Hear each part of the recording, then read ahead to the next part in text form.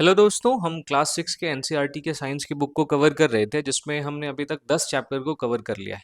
आज हम 11वें चैप्टर जिसमें प्रकृति की जो संपदाएं हैं जैसे जल एक संपदा है, फिर वनस्पति भी एक संपदा है। इसके अलावा आप देखेंगे खनिज संसाधन प्रकृति में पाए जाते हैं।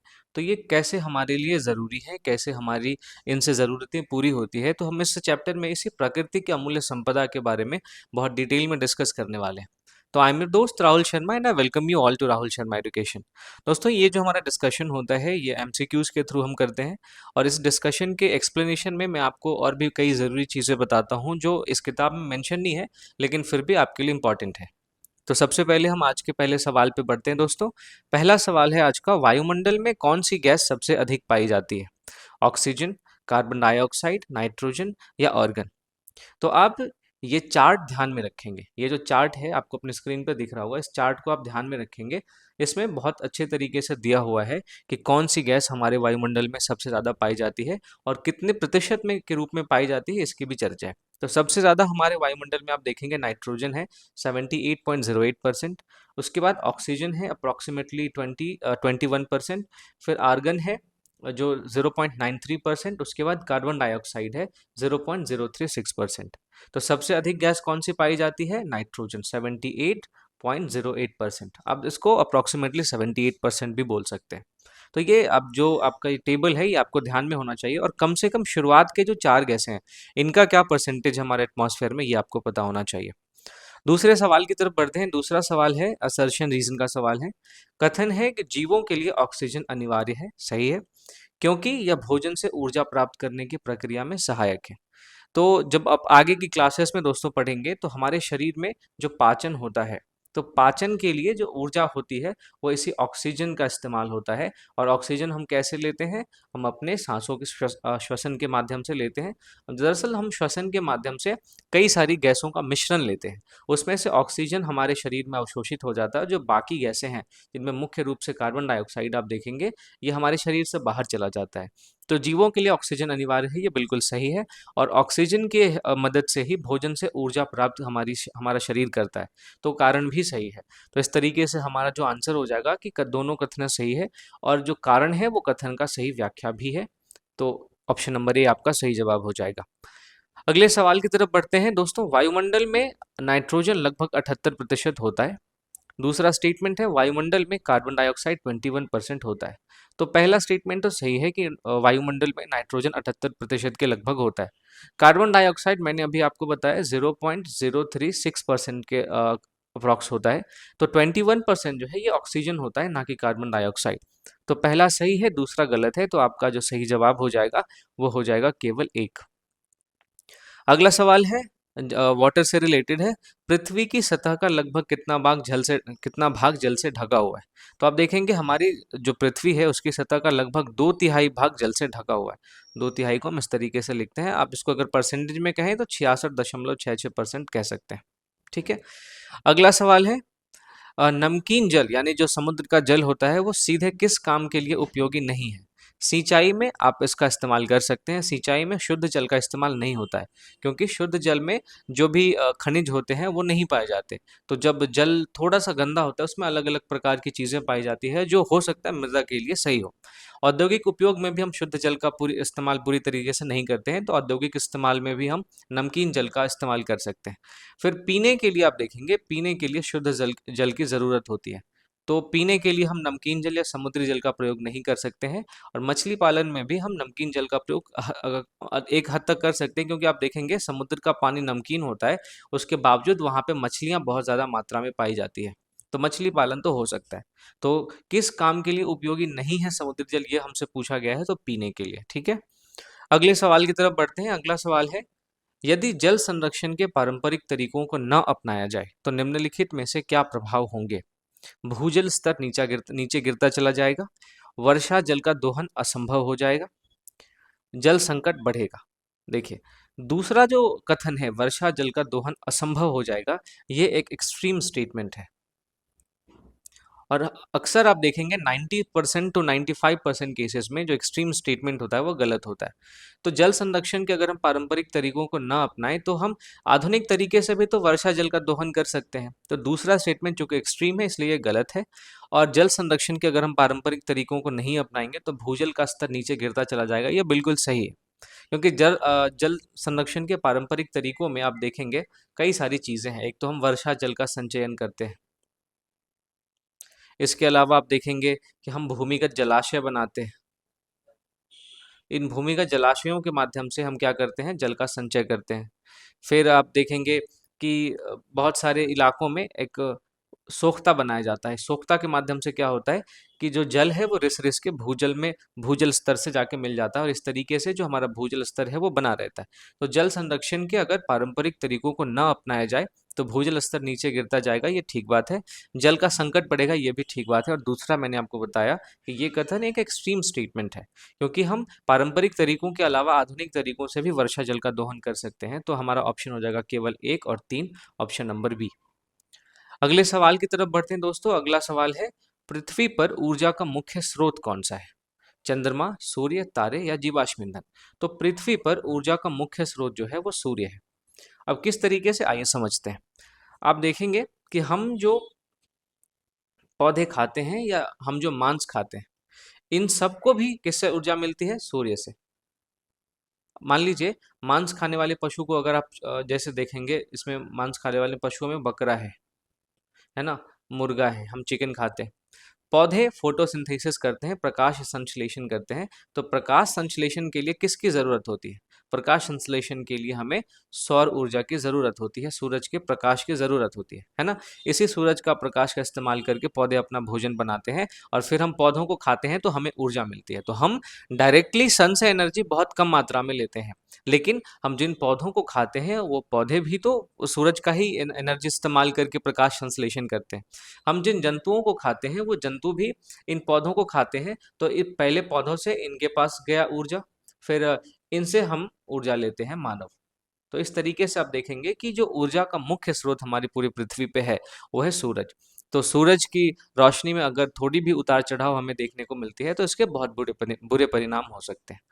अगले सवाल की तरफ बढ़ते हैं। अगला सवाल है कि अगर कुछ दिनों तक सूर्य दिखाई न दे तो प्रकाश संश्लेषण बंद हो जाएगा, बिल्कुल ठीक बात है। तापमान गिर जाएगा, ये भी ठीक है। और पृथ्वी पर जीवन खतरे में पड़ जाएगा। प्रकाश संश्लेषण ही जब बंद हो जाएगा तो पौधे भोजन ही नहीं बना पाएंगे, तो ना मानव उसको खा पाएंगे ना मानव जीवित रह पाएंगे। तो पृथ्वी पर जीवन खतरे में पड़ जाएगा, ये भी ठीक है। तापमान जब कम हो जाएगा तो हमारा पूरा पारिस्थितिकी तंत्र जो है वो तहस नहस हो जाएगा।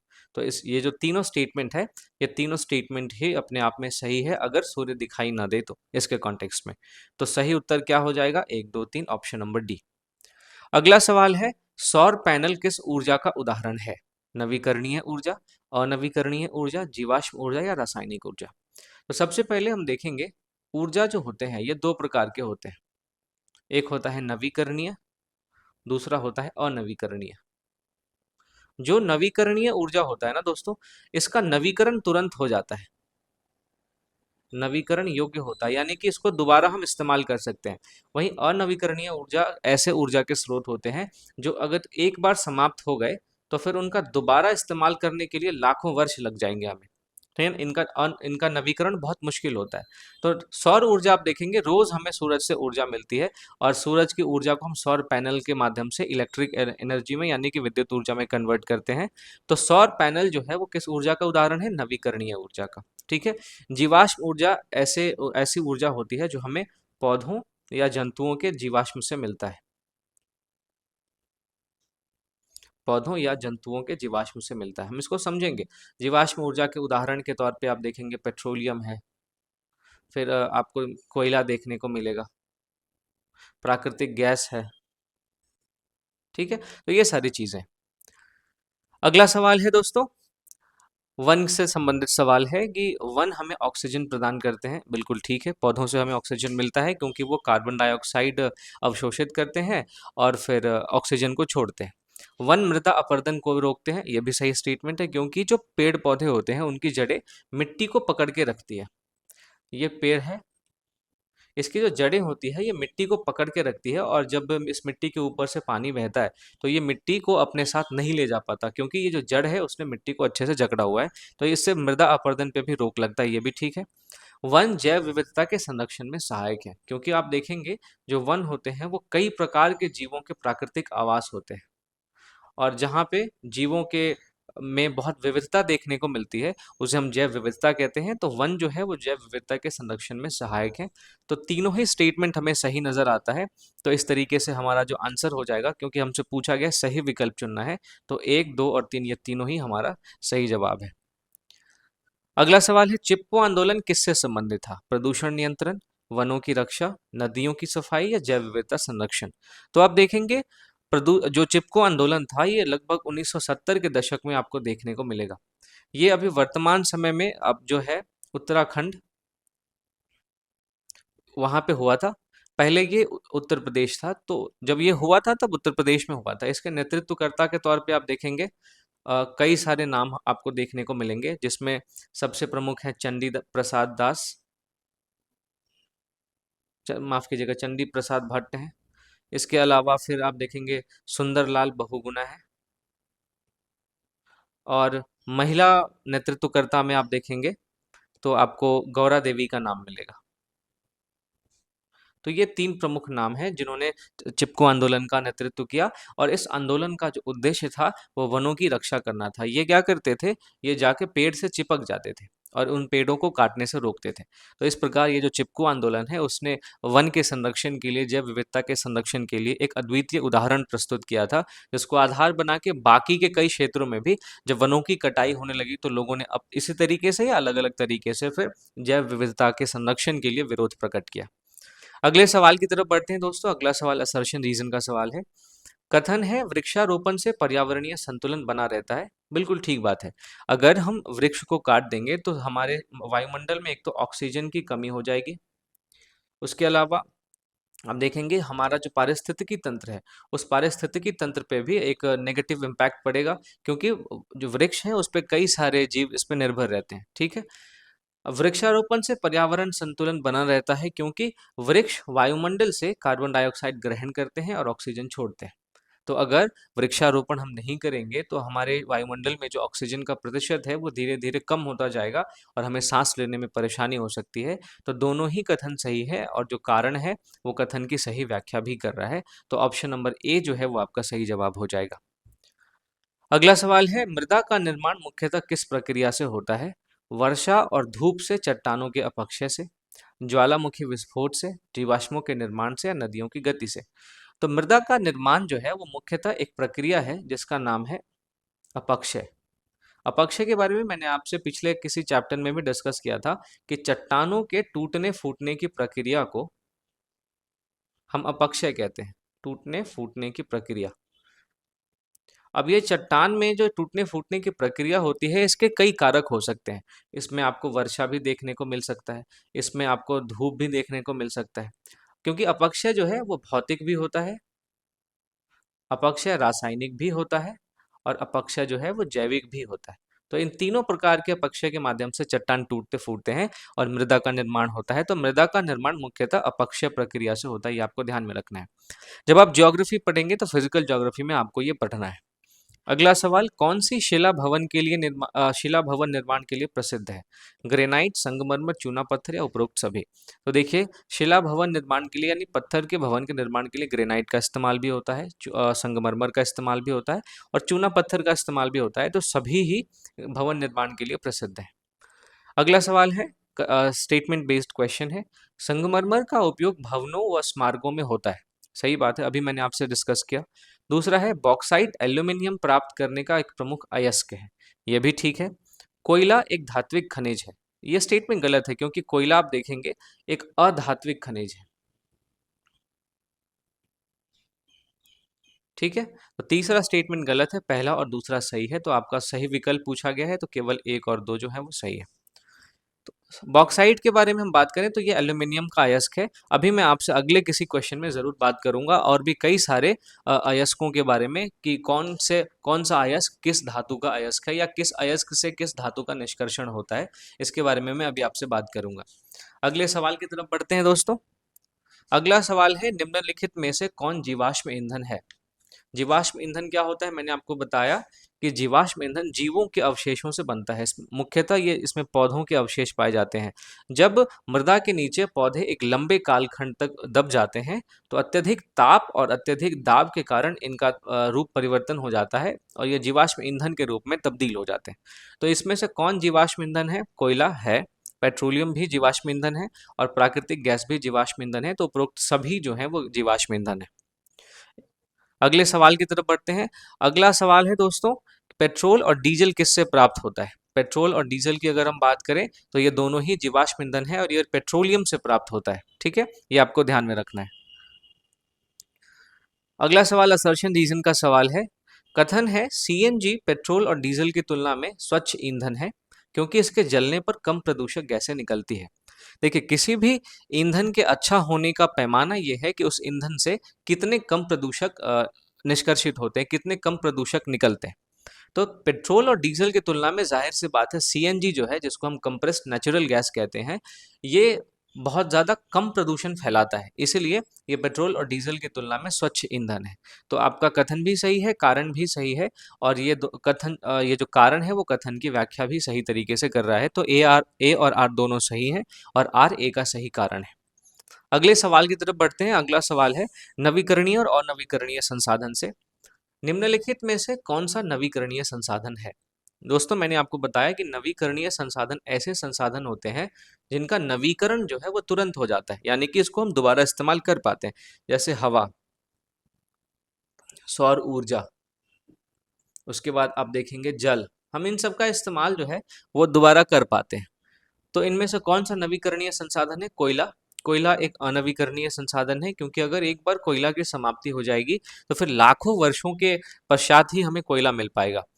जल एक नवीकरणीय संसाधन है क्योंकि हम बार बार जल का इस्तेमाल कर पाते हैं और ये वायुमंडल में जो जल एक एक मंडल से दूसरे मंडल में घूमता है, इसको हम जल चक्र कहते हैं, जिसमें सबसे पहले तो ये स्थल मंडल से वायुमंडल में जाता है और वायुमंडल से फिर स्थल मंडल में आता है। इस प्रकार से जो है जल का एक चक्र चलता है जिसे हम जल चक्र कहते हैं। तो जल एक नवीकरणीय संसाधन है, तो ऑप्शन बी आपका सही जवाब हो जाएगा।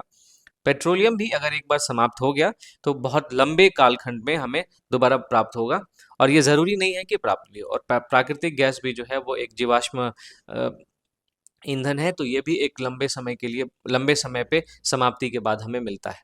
तो जल आपका सही जवाब है। अगले सवाल की तरफ बढ़ते हैं। कौन सा संसाधन अनवीकरणीय है? यानी ऐसे संसाधन जो एक बार खत्म हो गए तो बहुत लंबे समय के बाद, बहुत लाखों सालों के बाद हमें मिलेंगे। वायु, वायु हमें रोज मिलता है। मृदा, मृदा भी हम कह सकते हैं कि मृदा बहुत ज़्यादा मात्रा में उपलब्ध है और जब जब बारिश होती है तो चट्टानों का अपक्षय होता रहता है, तो मृदा का निर्माण भी चलता रहता है। खनिज तेल जीवाश्म ईंधन है और खनिज तेल एक अनवीकरणीय संसाधन है क्योंकि इसका नवीकरण तुरंत नहीं हो पाता और जल एक नवीकरणीय संसाधन है, मैंने अभी आपको बताया। तो आपका ऑप्शन हो जाएगा ऑप्शन नंबर सी आपका सही जवाब। अगले सवाल की तरफ बढ़ते हैं दोस्तों। इसमें दो स्टेटमेंट है। पहला स्टेटमेंट है, नवीकरणीय संसाधन अल्प अवधि में पुनः उपलब्ध हो जाते हैं। बिल्कुल सही है, मैंने अभी आपको बताया। दूसरा है, अनवीकरणीय संसाधन सीमित मात्रा में होते हैं। ये चूंकि सीमित मात्रा में होते हैं इसलिए एक बार अगर ये खत्म हो गए तो फिर दोबारा इनका नवीकरण जल्दी नहीं हो पाता है। तो दोनों ही स्टेटमेंट सही है, तो आपको सही विकल्प चुनना है। तो आप देखेंगे एक और दो दोनों सही है, option number C. Gandhi ji के अनुसार पृथ्वी प्रत्येक मनुष्य की आवश्यकता पूरी कर सकती है लेकिन प्रत्येक मनुष्य के लोभ को नहीं। यह किससे संबंधित है? अगर आप इस स्टेटमेंट को ध्यान से पढ़ेंगे तो आपको ये पता लगेगा कि ये हमारे आसपास जो भी संसाधन पाए जाते हैं, स्पेशली प्राकृतिक संसाधन, उन प्राकृतिक संसाधनों के सतत उपयोग की बात कर रहा है। क्योंकि सतत उपयोग इस प्रकार का उपयोग होता है जिसमें हम अपनी वर्तमान ज़रूरतों को तो पूरा करते हैं और वर्तमान ज़रूरतों को पूरा करने के साथ साथ हम अपनी भावी पीढ़ी के लिए भी संसाधनों का संरक्षण करते हैं, भावी पीढ़ी के लिए संसाधनों को बचाते हैं। तो इसको हम कहते हैं सतत उपयोग। तो गांधी जी कहते हैं कि हमारी जितनी ज़रूरत है प्रकृति उस ज़रूरत को पूरी कर सकती है, लेकिन प्रकृति किसी भी मनुष्य के लोभ को पूरा नहीं कर सकती क्योंकि लोभ का कोई भी अंत नहीं होता है। एक ज़रूरत पूरी होते ही हम दूसरे चीज़ का लोभ करने लग जाते हैं। तो ये जो ऑप्शन है बी आपका सही जवाब है। प्राकृतिक संसाधनों का सतत उपयोग की तरफ ये गांधी जी का ये जो स्टेटमेंट है वो इशारा करता है। अगले सवाल की तरफ बढ़ते हैं दोस्तों। अगला सवाल है, यदि वनों की अंधाधुंध कटाई होती रही तो इसका क्या प्रभाव पड़ेगा? वर्षा की मात्रा प्रभावित होगी, बिल्कुल सही बात है। कार्बन डाइऑक्साइड का स्तर बढ़ेगा। कार्बन डाइऑक्साइड का स्तर कैसे बढ़ेगा, आप बता सकते हैं? नहीं, कार्बन डाइऑक्साइड चूंकि पौधे जो है वो लेते हैं, इनटेक करते हैं और ऑक्सीजन छोड़ते हैं, तो दूसरा स्टेटमेंट आपका गलत हो जाएगा। और जैव विविधता घटेगी, ये बिल्कुल ठीक है, जैव विविधता में कमी आएगी क्योंकि वन जो है वो कई प्रकार के जीवों के प्राकृतिक आवास होते हैं, इसलिए पहला और तीसरा ऑप्शन सही है, दूसरा ऑप्शन गलत है, तो ऑप्शन नंबर सी जो है वो आपका सही जवाब हो जाएगा। अगला सवाल है, निम्नलिखित में से कौन सा ऊर्जा स्रोत स्वच्छ ऊर्जा कहलाता है? तो स्वच्छ ऊर्जा ऐसी ऊर्जा का स्रोत होता है जिसमें हम देखते हैं प्रदूषण कम से कम हो। तो प्रदूषण के स्तर से हम किसी भी ऊर्जा को स्वच्छ में ऊर्जा में या फिर अस्वच्छ ऊर्जा में मापते हैं। तो कोयला बहुत ज़्यादा प्रदूषण करता है, पेट्रोलियम भी से भी बहुत ज़्यादा प्रदूषण होता है। सौर ऊर्जा एक ऐसा ऊर्जा है, एक ऐसी ऊर्जा का स्रोत है, प्रकार है, जिसमें हम देखते हैं कि प्रदूषण नाम मात्र के बराबर होता है। तो सौर ऊर्जा एक स्वच्छ ऊर्जा का उदाहरण है और डीजल से भी काफी ज्यादा प्रदूषण होता है। ठीक है, अगले सवाल की तरफ बढ़ते हैं। अगला सवाल है, यदि किसी क्षेत्र में भूजल स्तर बहुत नीचे चला जाए तो नंबर एक, सिंचाई प्रभावित होगी, सही है। पीने का पानी दुर्लभ हो जाएगा, ये भी ठीक है। जल संकट उत्पन्न होगा, जाहिर सी बात है, जब पीने का पानी दुर्लभ हो जाएगा और हम सिंचाई के लिए हमारे पास पानी नहीं होगा तो फिर हम जल संकट जरूर उत्पन्न होगा। तो तीनों ही सही है, इसका मतलब उपरोक्त सभी ऑप्शन नंबर डी जो है आपका सही जवाब हो जाएगा। अगला सवाल है, कौन सा खनिज एल्यूमिनियम के उत्पादन में प्रयुक्त होता है? एल्यूमिनियम का अयस्क जो है वो बॉक्साइट है, अभी थोड़ी देर पहले मैंने आपको बताया था। मैं कुछ और आपको अयस्कों के नाम बताता हूँ कि इन इन अयस्कों से कौन कौन सी धातुओं का निष्कर्षण होता है। सबसे पहले आप देखिए, सोडियम का जो अयस्क है वो है चिली सॉल्ट पीटर। ठीक है, इसके बाद आप देखेंगे एल्यूमिनियम का, मैंने आपको बताया बॉक्साइट है।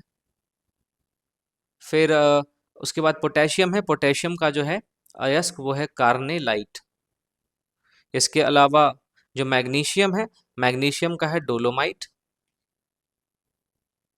फिर आप देखेंगे कॉपर यानी तांबा, तांबा का जो है अयस्क वो है कॉपर पाइराइट। इसके अलावा आप देखेंगे जो पारा होता है Hg, जिसका सिंबल होता है, इसका अयस्क होता है सिनेबार। इसके बाद जो लेड होता है सीसा, जिसको हम क्या कहते हैं, माफ कीजिएगा, प्लम्बम कहते हैं, पीबी, इसका जो अयस्क होता है उसको हम गैलेना नाम से जानते हैं। तो ये कुछ अयस्क हैं और उनसे कौन कौन सी धातुएं मिलती है यहाँ पे मैंने आपको लिख दिया है, ये आपको ध्यान में होना चाहिए। अगला सवाल है, जल संरक्षण आज की आवश्यकता है क्योंकि पृथ्वी पर उपलब्ध जल का अधिकांश भाग खारा है। तो जल संरक्षण आज की जरूरत है, बिल्कुल सही बात है, क्योंकि आप अपने देश के कई इलाकों में देखेंगे कि जो भूजल स्तर है वो क्रिटिकल लेवल पे चला गया है। सरकार की तरफ से अब जल उपलब्ध कराया जा रहा है क्योंकि बहुत सारे ऐसे क्षेत्र हैं जो जल की कमी से जूझ रहे हैं। और इसका कारण क्या है कि पृथ्वी पर देखिए अधिकांश जल जो है वो खारा जल है, जिसका इस्तेमाल हम सीधे तौर पर नहीं कर सकते। तो जल संरक्षण आज की ज़रूरत है, यानी कि असर्शन भी सही है, रीज़न भी सही है, और रीज़न जो है वो असर्शन की व्याख्या भी सही तरीके से कर रहा है। तो ऑप्शन नंबर ए आपका सही जवाब हो जाएगा। अगले सवाल की तरफ बढ़ते हैं दोस्तों। अगला सवाल है, वायु, जल और सूर्य नवीकरणीय संसाधन है। नवीकरणीय संसाधन ऐसे संसाधन होते हैं जिसका नवीकरण तुरंत हो जाता है, यानी कि अगर वो एक बार समाप्त हो गए तो हम दोबारा उसकी प्राप्ति जल्दी कर पाते हैं। तो वायु जो है वो कभी खत्म नहीं होता, वायु हम रोज इस्तेमाल करते हैं। जल भी एक नवीकरणीय संसाधन है, लेकिन आपको ध्यान ये रखना है कि अगर हम जल का सतत उपयोग नहीं करेंगे तो जल एक अनवीकरणीय संसाधन बन सकता है, क्योंकि जल जो है उसकी मात्रा सीमित है, उसकी मात्रा निश्चित है, और एक मंडल से दूसरे मंडल में जल की मात्रा में जब तब्दीली आएगी तो हमें जल की कमी देखने को मिलती है। और सूर्य तो नवीकरणीय संसाधन है क्योंकि रोज ही हमें सूर्य से ऊर्जा मिलती है। दूसरा स्टेटमेंट है, कोयला, पेट्रोलियम और प्राकृतिक गैस अनवीकरणीय संसाधन है। ये भी बिल्कुल ठीक है, मैंने आपसे थोड़ी देर पहले डिस्कस किया था। तो ऑप्शन जो है वो दोनों सही है, तो ऑप्शन नंबर सी आपका सही जवाब हो जाएगा, दोनों सही। अगला सवाल है, कोयला मुख्यतः किससे बनता है? ज्वालामुखी विस्फोट से, मृत पौधों के अवशेषों से, समुद्री जीवों से, या चट्टानों के विघटन से? तो मैंने तो दोस्तों थोड़ी देर पहले आपसे चर्चा की कि मृत पौधों के अवशेषों से कोयला बनता है, क्योंकि जब पौधे मृत होकर मृदा के अंदर बहुत लंबे काल के लिए दब जाते हैं तो अत्यधिक दाब और अत्यधिक ताप के कारण जो है इनका रूप परिवर्तन हो जाता है और ये कोयले में परिवर्तित हो जाते हैं। ठीक है, तो ऑप्शन नंबर बी आपका सही जवाब है। अगला सवाल है, भारत के संदर्भ में प्राकृतिक संसाधनों के संरक्षण के लिए कौन सा दृष्टिकोण सबसे उपयुक्त है? ऑप्शन ए तात्कालिक लाभ हेतु अधिकतम दोहन करना, ऑप्शन बी भावी पीढ़ियों को ध्यान में रखकर सतत उपयोग करना, ऑप्शन सी केवल नवीकरणीय संसाधनों का उपयोग करना, या ऑप्शन डी सभी संसाधनों का समान मात्रा में उपयोग करना। तो देखिए, प्राकृतिक संसाधनों के संरक्षण के लिए हम विकास के जिस तरीके को अपनाते हैं हम उसे सतत विकास कहते हैं। इंग्लिश में हम इसको सस्टेनेबल डेवलपमेंट कहते हैं। ठीक है, सस्टेनेबल डेवलपमेंट क्या होता है? अभी थोड़ी देर पहले मैंने आपको बताया था कि जब हम अपनी वर्तमान की ज़रूरतों को पूरा करने के साथ साथ भावी पीढ़ी के लिए भी संसाधनों को संरक्षित करते हैं तो हम इसे सतत विकास कहते हैं। और प्राकृतिक संसाधनों के संरक्षण के लिए सबसे अच्छा दृष्टिकोण यही होता है। तो ऑप्शन नंबर बी जो है वो आपका सही जवाब हो जाएगा। तो इस तरीके से दोस्तों इन पूरे 30 सवालों के माध्यम से हमने इस चैप्टर के जो भी इंपॉर्टेंट कॉन्सेप्ट्स थे उसको डिस्कस किया। मैं उम्मीद करता हूँ इस सेशन में आपको फ़ायदा हुआ होगा और जो भी ज़रूरी बातें थी वो आपको याद हुई होंगी। दोस्तों मेरे चैनल पे आपको एनसीईआरटी के सीरीज़ के अलावा आपको लक्ष्मीकांत की पूरी प्लेलिस्ट मिलेगी। मेरे चैनल पे आपको करंट अफेयर्स के रेगुलर जो भी इश्यूज आते हैं उस पे वीडियोस आपको देखने को मिलेंगे। और अगर आपको ये सेशन पसंद आया है तो प्लीज़ जाने से पहले लाइक ज़रूर करें, चैनल को सब्सक्राइब नहीं किया है तो सब्सक्राइब ज़रूर करें और ज़्यादा से ज़्यादा लोगों तक शेयर करें। पीडीएफ के लिए आप मेरे टेलीग्राम चैनल को ज्वाइन कर सकते हैं जिसका लिंक आपको डिस्क्रिप्शन में मिल जाएगा। और साथ ही साथ आप मेरे यूपीएससी आंसर राइटिंग वाले ग्रुप को भी ज्वाइन कर सकते हैं जहाँ पे आपको डेली बहुत सारे बच्चों के आंसर्स देखने को मिलेंगे और उन आंसर्स को पढ़ के आप अपने आप को भी इवैल्यूएट कर सकते हैं कि आप में कहाँ कमी है, आप किस तरीके से किसी भी आंसर को लिख सकते थे। तो मिलता हूँ आपसे बहुत जल्दी अगले वीडियो में, तब तक के लिए थैंक यू फॉर वॉचिंग।